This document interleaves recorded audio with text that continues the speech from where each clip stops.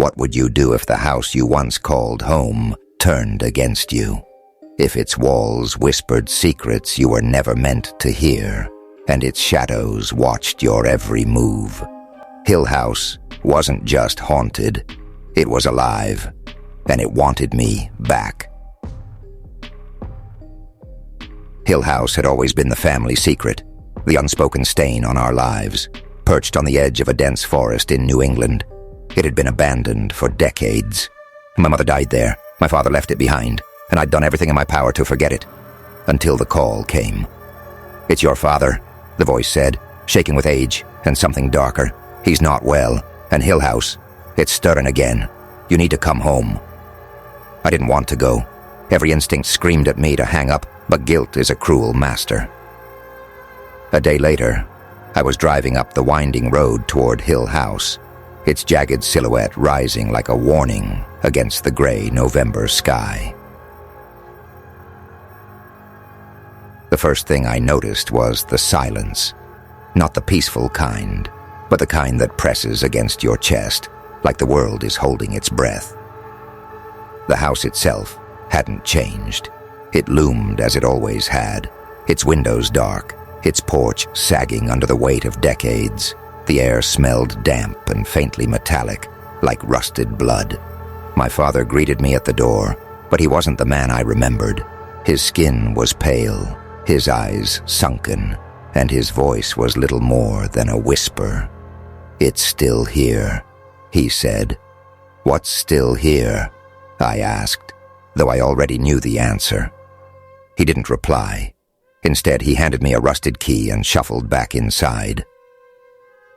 That night, I couldn't sleep. Every sound seemed amplified.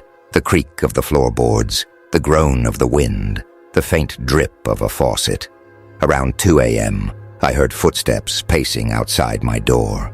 Slow, deliberate, and far too heavy to be my father's. "Dad?" I called, but there was no response. I opened the door and the hallway was empty, or so I thought. As I turned back, something caught my eye. A shadow at the far end of the corridor. It moved, shifting unnaturally, as though it had no source. Then, a soft laugh, high-pitched, childlike, and wrong. I slammed the door and didn't open it again until morning. The next day, I confronted my father.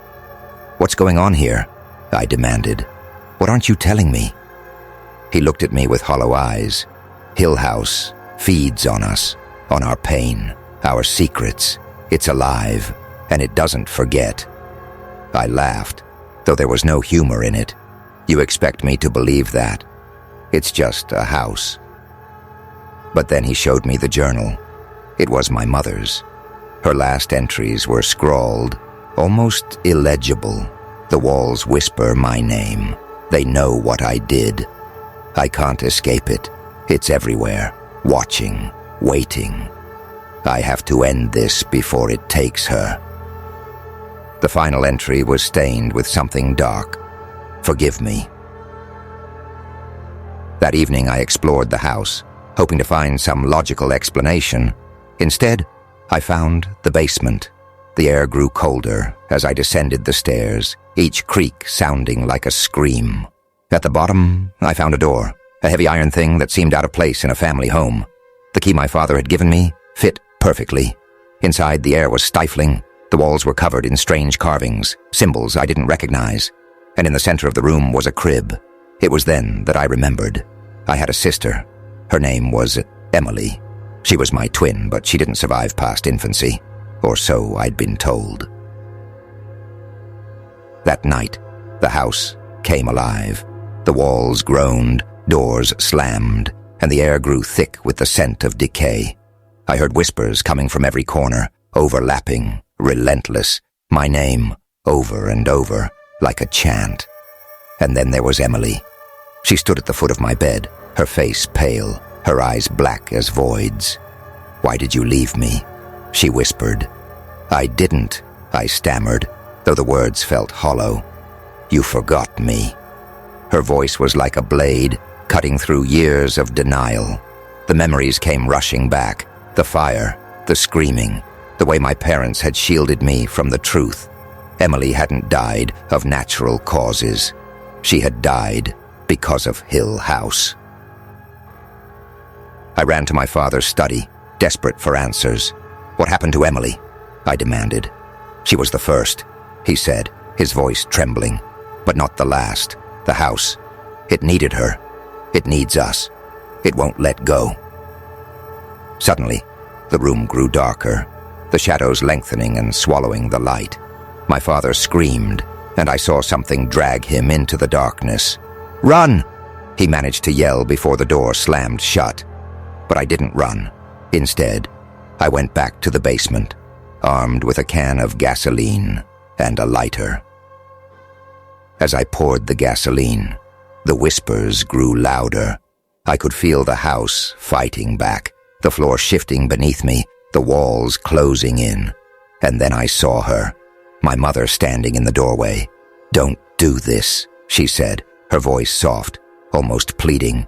"The house isn't evil. It's just lonely." Her face twisted into a smile that wasn't hers, and I knew it wasn't her at all.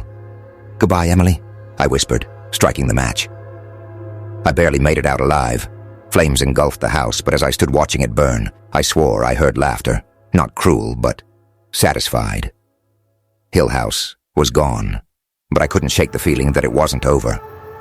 Would you have had the courage to face Hill House? Or would it have claimed you, too? If you enjoyed this story and want more spine-chilling tales, subscribe to my channel and join the conversation. Have you ever experienced a haunting? Share your story in the comments below. And don't forget to hit that subscribe button, if you dare.